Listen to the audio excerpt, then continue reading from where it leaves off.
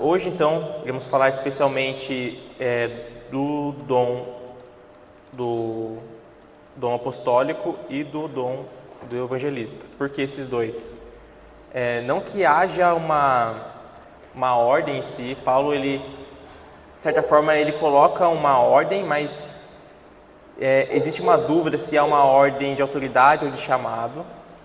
Mas sim, se olharmos por um paradigma, por um prisma em que aqueles apóstolos são os apóstolos, os 12, Paulo e tudo mais, aí sim teria uma ordem de autoridade, mas é que esse termo apostólico que nós vamos ver hoje, esse termo apóstolo, ele pode ser mais abrangente.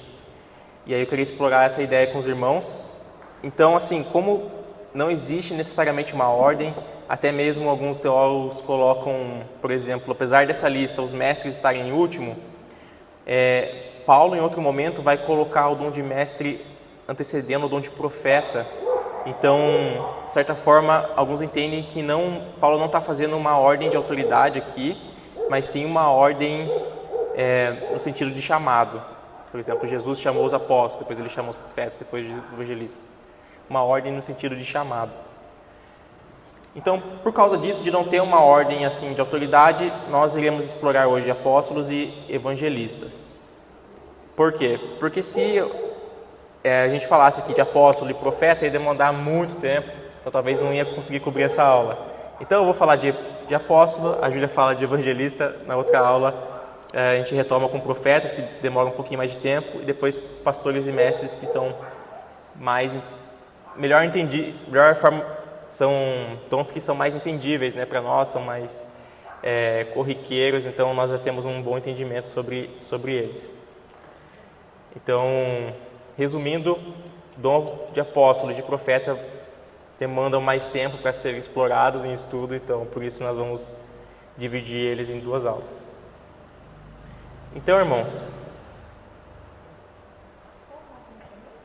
34. Nós já falamos anteriormente sobre os dons de Cristo. Nós exploramos essa ideia, né, de que, claro, todo dom provém do Deus Trino. Todo dom provém de Deus. Deus é um. Entretanto, nas Escrituras sempre vai aparecer, e em alguns casos, aliás, aparece alguns tipos de dons relacionados com uma certa pessoa da Trindade. Não que as outras não estejam envolvidas, obviamente estão, mas existem alguns dons que estão mais relacionados a uma dessas pessoas. Por exemplo, nós falamos aqui do dom de Deus, que é a salvação. Então, esse dom de Deus está relacionado com a pessoa do Pai. O Pai nos presenteou a salvação por meio do Filho. Então, de certa forma, o Filho também está envolvido e o Espírito também está. Então, por isso que não conseguimos destrinchar, irmãos. É só uma ideia, tá, de classificação dos dons. Depois nós falamos dos dons do Espírito, que são aqueles dons que são desde dons que administram, servem, dons mais naturais e dons também que não são naturais, sobrenaturais. Então são aqueles dons mais milagrosos, o próprio milagre, mas também cura, falar em línguas, profecia. Então esses são ditos como dons do Espírito. E tem os dons de Cristo, que Paulo fala em Efésios. Se os irmãos lembrarem, vou resumir, mas nós já demos uma aula sobre isso, né? Então os irmãos vou só relembrá-los. Os dons de Cristo são aqueles que Paulo vai falar em Efésios 4, que são dons ministeriais. Ele fala que quando Jesus ascendeu aos céus, ele derramou dons aos homens, e esses dons são os ministérios. Então Deus, Jesus, deu a nós ministérios, deu à igreja pessoas, ministérios, pessoas, dons, pessoas que são dons para a edificação da igreja. Então esses dons são aqueles que nós falamos que não são dons que nós devemos buscar, os ministeriais. Por quê? Porque são dons que Cristo nos deu de alguma forma antes da fundação do mundo, e esses dons já estão em nós, os ministeriais. É claro que são 5 ministérios aqui, nem todos nós vamos fazer parte desses dons ministeriais. São pessoas específicas que Deus chamou para cumprir um propósito específico na Igreja de Cristo, para abençoar a Igreja de Cristo. Já os dons espirituais são aqueles que nós devemos buscar, todos nós, porque são dons que nós não temos todos, podemos ter alguns de forma natural, mas o Senhor nos diz para buscarmos, através ali do ensino de Paulo e tudo mais. Então os espirituais nós buscamos, mas os ministeriais eles são identificados. E quem identifica? Não somos... É claro que você pode identificar em si mesmo, mas você não vai sair aí falando, eu sou um apóstolo, um profeta, porque você se autodenominou. Não. É a Igreja de Cristo quem identifica. Essa eleição significa que o povo de Deus, a Igreja, identificou esse chamado na vida da pessoa, então ela vai ser levantada com esse ministério específico. Existe uma ideia que eu vou citar bastante aqui o Fábio Coelho, porque tem um livro dele chamado Não Apagueis o Espírito, que ele explora bem a ideia dos dons espirituais. E ele vai falar uma coisa interessante, ele usa um símbolo dos dons de Cristo como se fosse ali como se a igreja fosse um campo de futebol, uma partida de futebol. E você vai ter lá o treinador, você tem pessoas que preparam esse time para jogar. E ele fala que esses dons ministeriais são aqueles que preparam. O treinador, a comissão, todo mundo ali envolvido, e a igreja são os jogadores. Ou seja, o olhar está na igreja, né? Os membros ali se movendo. Mas por trás daquilo você tem pessoas que estão guiando aquelas pessoas a jogarem. Então, eu gosto dessa ideia porque dá um entendimento de que existem pessoas por trás que estão ajudando, auxiliando, mas a igreja é que de fato vai jogar. Só que tem até um certo problema nesse símbolo, porque na Igreja de Cristo os treinadores também jogam, não é? Então esses dons não é uma questão de vamos separar então, e aí tem aqueles que são os treinadores e aqueles que não. Não, Deus quer que todos nós joguemos de alguma forma. Todos nós temos que entrar em campo, jogar, chutar uma bola ali e dar o nosso melhor. Mas alguns são chamados para também, além de jogar, auxiliar pessoas a jogarem. Então, por exemplo, aqui, vamos citar aqui o versículo de Efésios 4:11. Paulo vai falar assim sobre Cristo, que ele deu uns como apóstolos, e outros como profetas, e outros como evangelistas, e outros como pastores e mestres. Então são 5: apóstolos, profetas, evangelistas, pastores e mestres. E aí, qual que é a finalidade disso, irmãos? A finalidade é que alguém que tem um dom apostólico, ele precisa treinar o corpo de Cristo para que o corpo de Cristo se torne apostólico. Quem tem um dom de profecia, na verdade o dom de profeta, o chamado de profeta, ele precisa guiar o corpo de Cristo para que o corpo de Cristo consiga ouvir a voz de Deus, identificar a voz de Deus e poder também serem ministrados e edificados. Quem tem o dom de evangelismo, o evangelista, ele precisa treinar a Igreja de Cristo para que a Igreja de Cristo consiga pregar o Evangelho. Ele tem um dom específico, um chamado específico, mas ele precisa ensinar a Igreja de Cristo a também pregar o Evangelho. Quem tem o dom pastoral tem que, de alguma forma, ensinar a Igreja de Cristo a... Por exemplo, o pastor resolve muitos problemas da igreja. Então ele tem que ensinar o corpo de Cristo a conseguir resolver o problema dos outros. Não é? Ao invés de tudo ir para o pastor, ele precisa ensinar o corpo a ser maduro, e aí algum outro membro vai ensinar outro membro, porque esse membro é mais maduro que o outro. No caso do mestre, precisa ensinar o povo de Deus a conseguir ler a palavra de Deus, identificar ali o objetivo da palavra, identificar por aqui ela foi escrita, qual é o objetivo, qual é a vontade de Deus, através das Escrituras. Então veja, irmãos, como que são chamados especiais, mas que envolvem o corpo de Cristo, envolvem abençoar o corpo de Cristo para que o próprio corpo se torne aquilo que eles são de alguma forma. E aí, irmãos, nós vimos que a finalidade desses ministérios, Paulo vai falar no versículo seguinte. Efésios 4:12, ele fala que a finalidade é preparar os santos para a obra do ministério, para que o corpo de Cristo seja edificado. Então é aquilo que eu falei, irmãos. Os ministérios específicos servem para preparar os santos, toda a igreja, para a obra do ministério, para que o corpo de Cristo seja edificado. Então o foco desses ministérios é a edificação. Então aqui tem uma ideia do Fábio Coelho sobre esse assunto. Ele vai falar assim, que logo concluímos que a principal função de um pastor de ofício não é pastorear, mas capacitar comunidades de fé para que elas se tornem ambientes pastorais. Da mesma forma, os mestres devem ensinar pessoas a como acessar revelação através das Escrituras e do entendimento da teologia bíblica. Os evangelistas incendeiam as pessoas com paixão pela obra de Deus e o seu evangelho. Profetas treinam regiões para que se levantem comunidades proféticas em cada cidade. E os apóstolos capacitam os obreiros para se encontrarem na missão de Deus, edificando comunidades missionais. Então, aqui já dá uma ideia desses ministérios, mas nós queremos explorar cada um deles.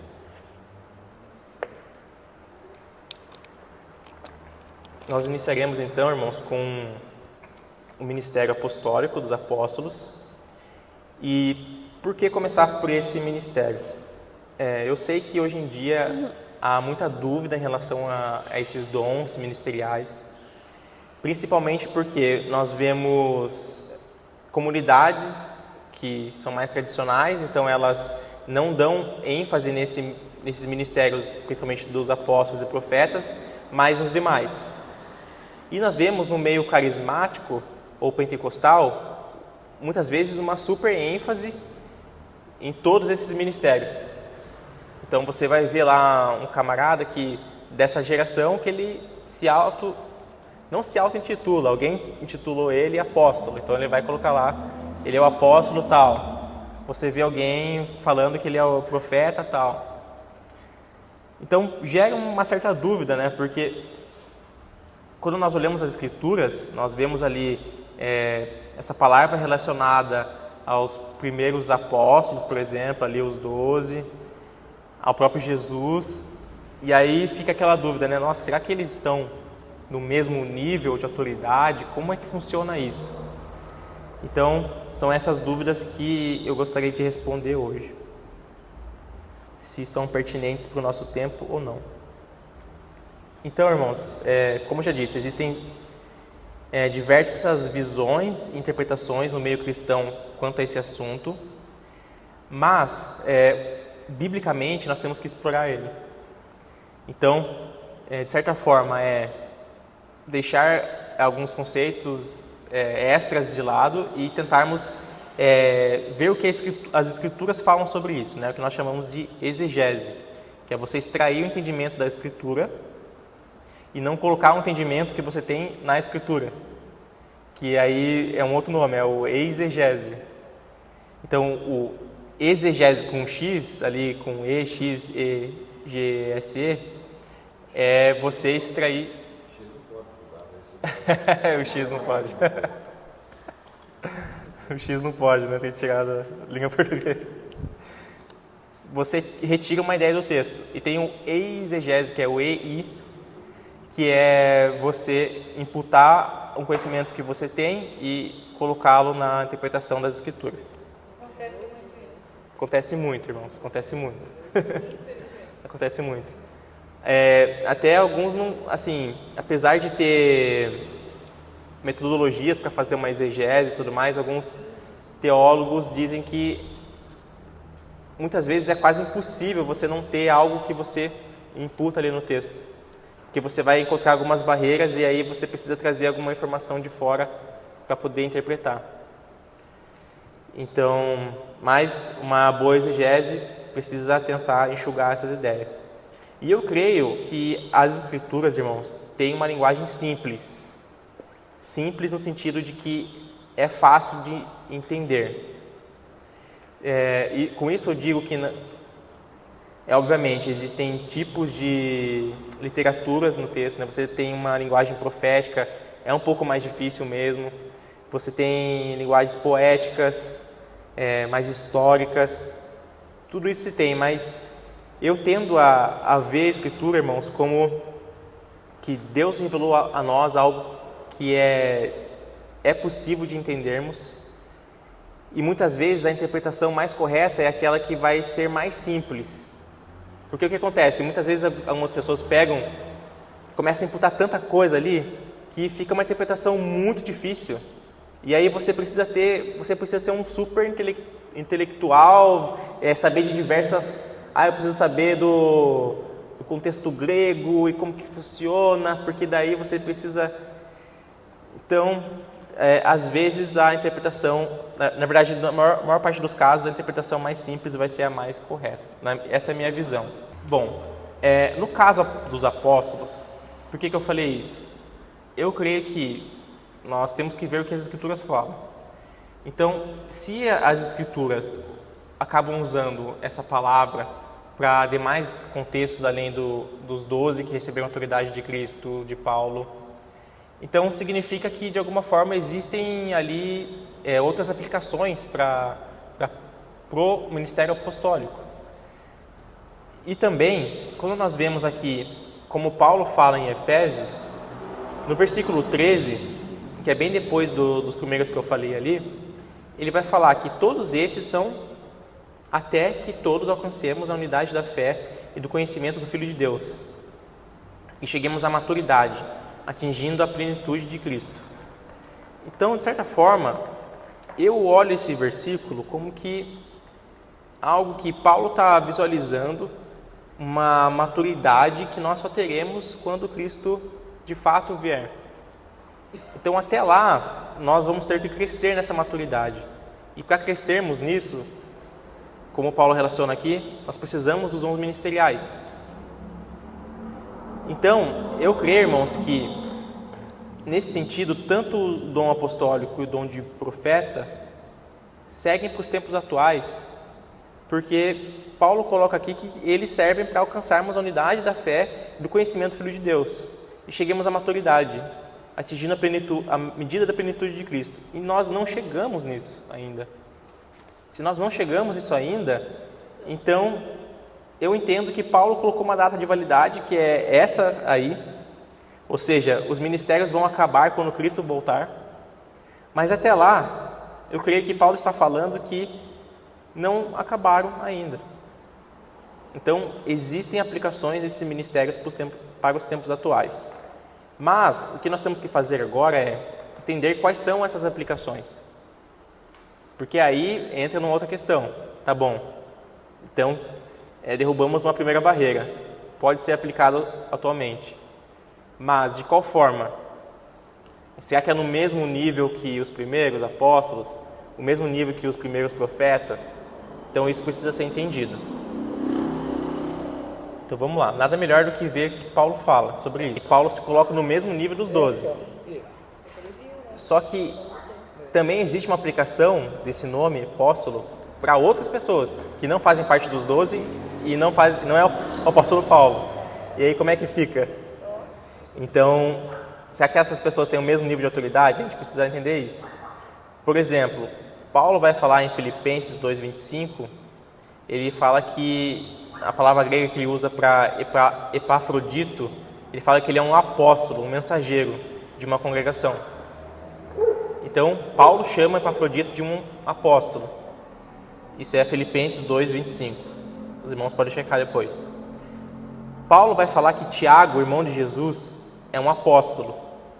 Lá em Gálatas 1:19, aquela ideia que Paulo vai defender o seu apostolado para os Gálatas e ele vai falar que Tiago, Pedro e João são os pilares da igreja. Paulo fala isso, que os três são os pilares.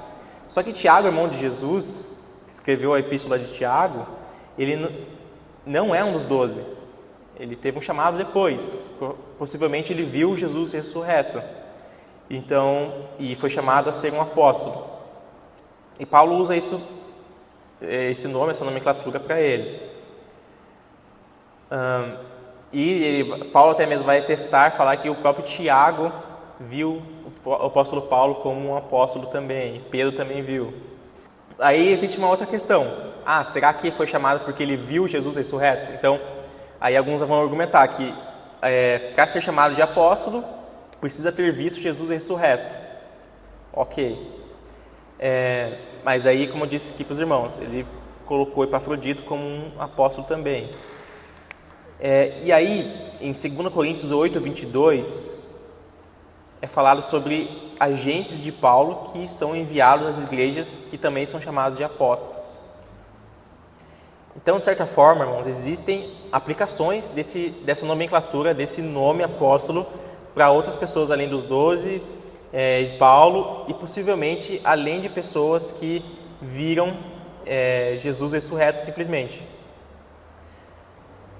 Então, outra coisa que eu queria falar, mas é difícil ao mesmo tempo nós fazermos um agrupamento.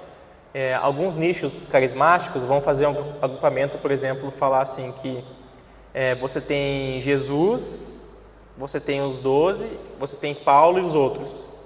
Por que é difícil? Porque Paulo se coloca como no mesmo nível de autoridade dos 12. Então, assim, onde fica Paulo? Vai para os 12. Onde fica Tiago?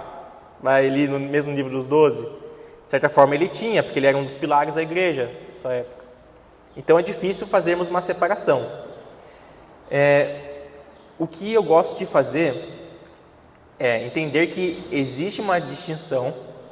Então, você tem um apostolado de Jesus, que é o apostolado supremo, o maior de todos. Você tem os 12 comissionados, você tem o próprio Paulo, Tiago, pode estar nessa mesma prateleira. E eu colocaria os outros apóstolos. Então, outras pessoas que têm um dom apostólico e são chamados para eles. Então, isso significa, irmãos, que existe sim uma diferença de autoridade. Uma diferença de autoridade dos apóstolos daquela época com os atuais. Isso na minha visão. Ok. Então, eu creio que existe uma diferença porque eu vejo, que existe uma aplicação mais geral do apostolado. Uma aplicação mais genérica desse dom apostólico, diferentemente daquelas pessoas que viram Jesus ressurreto, que são os pilares da igreja e tudo mais. Então eu creio que existe uma aplicação mais geral. Mas para sabermos identificar o que é essa aplicação mais geral, primeiro nós temos que entender o que significa esse termo do apóstolo. Esse termo vai vir de uma palavra grega, apóstolos, que também tem uma origem hebraica, shaliá. Ela carrega o mesmo sentido, como o Hinaldo já tinha falado aqui, o sentido de enviado, um embaixador, um delegado, um emissário e procurados com plenos poderes de representar aquele que o enviou. Isto é, uma pessoa que nunca fala em seu próprio nome, porque foi enviado por uma autoridade superior para cumprir uma missão específica. Então, naquela época, existiam esses emissários. Sabe aquelas pessoas que um rei precisava falar com outro e essa pessoa ia como se fosse o próprio rei, na autoridade do próprio rei, falar com a pessoa. Isso, exatamente. Falava o nome do rei, né? Falava em nome... Isso. Isso. A boca dele era a boca do rei. Exato. Os filmes históricos são assim, né? Esses filmes históricos. E tem essa mesma ideia, irmãos, olha que legal, com os profetas das escrituras do Antigo Testamento. Porque eles usam assim diz o Senhor. Então, eles usam assim diz o Senhor, que é como se eles fossem esses emissários do Senhor. Você falar, os apóstolos do Novo Testamento São equivalentes. Isso. Equivalência. Então, existem sim esses emissários enviados que falam, não em seu próprio nome, mas da autoridade que o enviou. Então tem essa ideia. E aí também existe a raiz latina dessa palavra, que foi colocado como missiones. E aí já dá uma luz para a gente, como que a gente pode entender aqui no português. Então, no latim vai ter essa ideia do missionário. Então, olha que legal. Muitas pessoas com chamado missionário, ela tem dentro dela um chamado apostólico, de certa forma. Então, por quê? Porque são as pessoas que serão enviadas para abrir novas frentes para o Evangelho, para pregarem como se fosse o próprio Cristo falando. Porque cada um de nós, quando nós pregamos, irmãos, é como se fosse o próprio Cristo falando. Nós falamos em nome do Senhor. É óbvio, né, que essas pessoas não vão falar em primeira pessoa, assim diz o Senhor e tudo mais, mas nós falamos de certa forma com uma autoridade de falar em nome do Senhor, porque o Evangelho que o Senhor nos deu é o Evangelho dele e ele é o mais interessado em nosso envio e em que as pessoas, nós preguemos de fato o Evangelho. O apóstolo ele, por exemplo, a igreja que tem um apóstolo como representante primeiro dele, ele falou para falar? Não. Eu não Então, sei como é que lembra... é a igreja apostólica. Algumas igrejas Isso. têm, né? Algumas igrejas têm. É porque nesse entendimento, veja, é um entendimento diferente do que eu tenho. Eles entendem que os apóstolos estão equivalentes a esses apóstolos do Antigo Testamento, do Novo Testamento ali da igreja primitiva, esses que viram Jesus de forma ocular mesmo, né? Mas eu não vejo assim. E aí, se nós lembrarmos das aulas de história da igreja, nós vamos ver aquela terceira onda, lembra? E existe o movimento pentecostal, carismático e terceira onda, que são aqueles movimentos onde nós vamos ter os super apóstolos, são pessoas que vão ser como se fosse a cabeça ali das igrejas, assim como o Tiago era a cabeça da igreja ali em Israel, né, em Jerusalém, aliás. Então, Tiago era uma peça-chave, então eles têm esse entendimento de resgatar isso na terceira onda. E eu não concordo muito, porque você dá um poder para uma pessoa só, e no meu entendimento, todos esses ministérios servem, têm funções ali, são de certa forma lideranças dentro do meio, para que a igreja avance. Então, no meu entendimento eclesiástico, de como a igreja tem que se portar, se formar, eu acho que tem que se formar em comunidade de líderes. Por exemplo, você tem um presbitério, onde você pode, por exemplo, se um pastor pecar, você pode expulsá-lo da igreja, você pode retirá-lo. Sabe, irmãos, grande parte da dificuldade dos tempos atuais é que uma pessoa só tem um poder que ela falou, está falado, e todo mundo tem que levar em consideração o que ela está falando, e sem questionar. E eu acho, exato, eu acho que foge disso. Você tem, e o Papa ele é dito como um representante de Cristo na Terra, então ele é de certa forma a cabeça do corpo, um representante da cabeça do corpo, e isso não faz sentido nenhum, porque Cristo é a cabeça do corpo. É bem problemático, né? Porque todos nós somos seres humanos pecadores, né? Então a gente pode errar, né? Isso, e acontece muito. Eles erram, e aí você vê a igreja... Eu poderia dar vários exemplos aqui, irmãos. Não vou ficar citando o nome de igreja agora porque está gravando, mas depois, sem estar gravando, eu posso até falar. Eu acho até que há uma confusão de nomenclatura, né? Apóstolo, não sei o que, mas na verdade está fazendo papel de profeta, né? E vira uma confusão. Tem uma né? confusão. Também. Porque ele quer ser o apóstolo. Sendo que depois Paulo mesmo, ele coloca como que o apóstolo é aquele que vai servir mais, porque ele mesmo serviu mais a comunidade. Então, Paulo não tinha vantagem nenhuma. Ele não era a cabeça da igreja. E ele era um apóstolo. Ele recebeu a humildade. Vai junto com o título, né? Ah, que legal, irmão. Você se chamou de apóstolo, então você vai servir mais que todo mundo? Quero ver, hein? Eu quero ver você servindo. Eu vejo assim, irmãos. A Escritura me dá a entender que os apóstolos, o mistério apostólico existe para o tempo atual, mas eu não vejo também base para que exista uma equivalência. Então você vê claramente uma distinção em níveis de autoridade de alguns apóstolos em relação a outros. Então, jogando luz isso para o tempo atual, eu não colocaria uma pessoa que tem um dom apostólico como se fosse um suprassumo na igreja, como o mesmo nível de autoridade desses apóstolos aqui, tá bom? Então, por isso eu quero que fique claro para os irmãos. Existe base para que o dom continue para os dias atuais, mas também existe base de diferenciar o tipo de ministério apostólico dos tempos atuais com esses aqui citados nas Escrituras. Voltando aqui,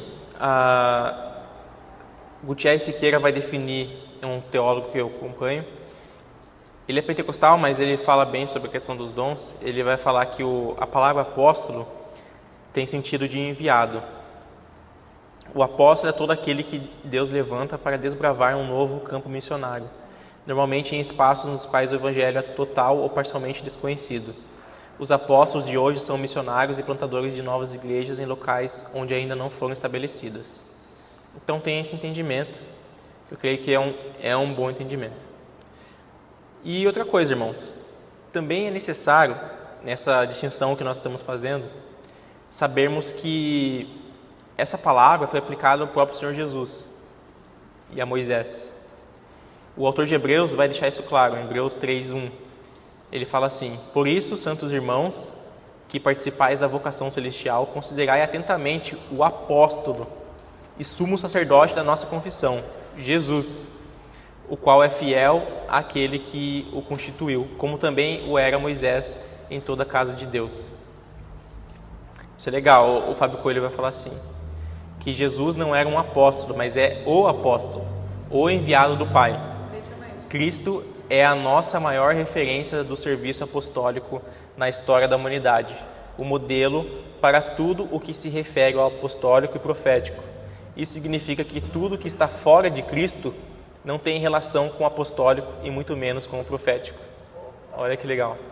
E isso é muito interessante, irmãos, que quando você tem esse entendimento que o Cristo, ele é o apóstolo, o Cristo é o profeta de Deus, o Cristo é o evangelista, o Cristo é o mestre e ele é o bom pastor. Então, E ele é o cordeiro. exato, isso, ele é o cordeiro. Então, por isso que esses dons são chamados dons de Cristo, dons ministeriais, porque é como se o próprio Jesus falasse assim, olha, tem essas ênfases aqui que eu dou, eu vou compartilhar com vocês essa mesma ênfase em algumas pessoas. Então, isso é muito legal, irmãos. Então, o Cristo, ele é o próprio enviado do Senhor, e ele é supremo porque ele é enviado do próprio Pai, ele tem a mesma essência do Pai, ele é Deus, então ele vem de Deus para nós. Então é o enviado que sai da sua pátria celestial para encarnar na nossa realidade. Ok, queria falar outra citação aqui do Fábio sobre isso. Ele fala assim que concluímos então que os apóstolos são presentes dados à humanidade através da Igreja de Cristo. A partir da Igreja, eles são enviados para discipular em regiões, pregando o Evangelho e ensinando a doutrina de Cristo. O Espírito de Deus os empodera para serem testemunhas, ou mártires, de Jesus. Eles abrem mão de suas vidas para se unirem à missão daquele que os enviou, a edificação do corpo de Cristo em todas as etnias do planeta. Baseado nesse entendimento, a primeira coisa que precisamos ter em mente sobre o comissionamento apostólico é que os apóstolos são enviados pelo Senhor, ou seja, não existe autoenvio no serviço missional. Nenhum homem tem autoridade para comissionar alguém para o ministério apostólico. Lembre-se que os 5 ministérios são dons de Cristo e não dons dos homens. Além disso, todo aquele que foi enviado pelo Senhor foi enviado para algum lugar. Logo, precisa saber para onde foi enviado e para onde não foi enviado. Isso é fundamental na jornada de uma pessoa apostólica. Então, aqui ele já coloca nessa ideia mais do missionário mesmo. Ele vai falar uma coisa interessante, que os missionários são enviados pelo Senhor, identificados pela Igreja de Cristo. Então, ninguém pode se auto-enviar. E eu queria citar isso porque é algo muito comum hoje, Principalmente, vejo bastante entre os jovens, pessoas que elas identificaram em si mesmas o chamado missionário, e muitas pessoas, não foi nem a igreja que identificou, mas ela vai lá, consegue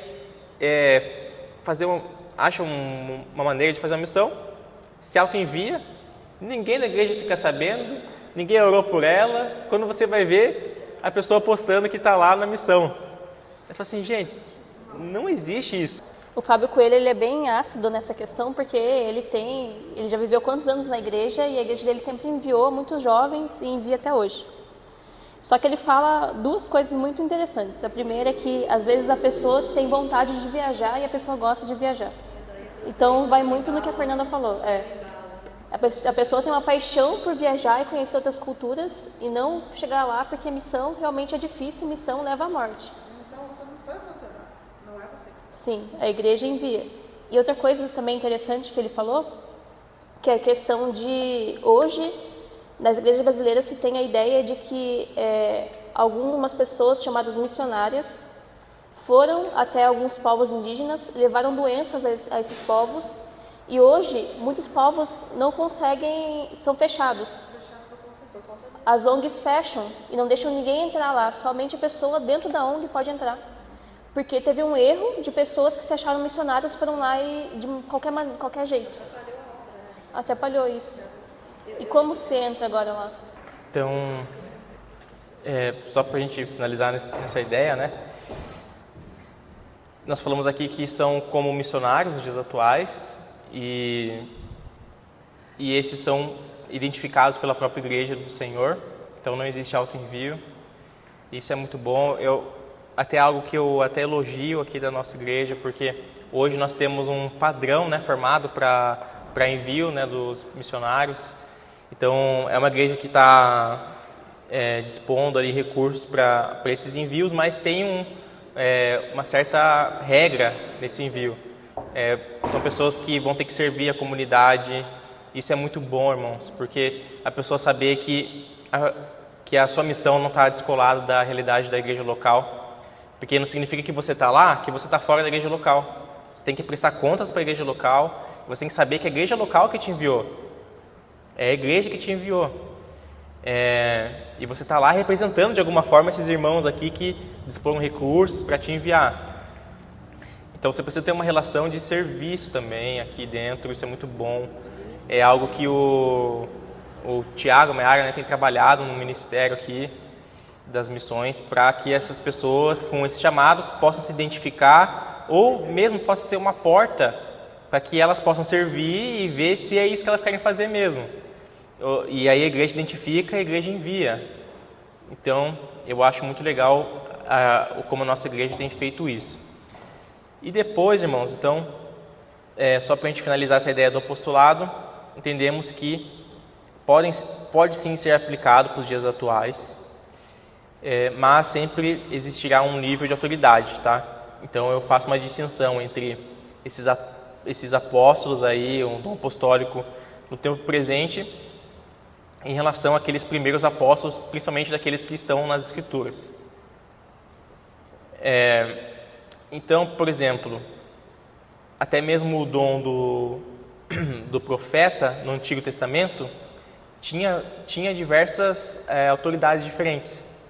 Então nós falamos na aula passada que existiam escolas de profetas e tudo mais no Antigo Testamento, que isso era comum, mas nós vemos que alguns profetas se destacavam mais que outros, como uma autoridade maior, por exemplo, aqueles principalmente que escreveram porções bíblicas, Isaías, Jeremias, tudo mais.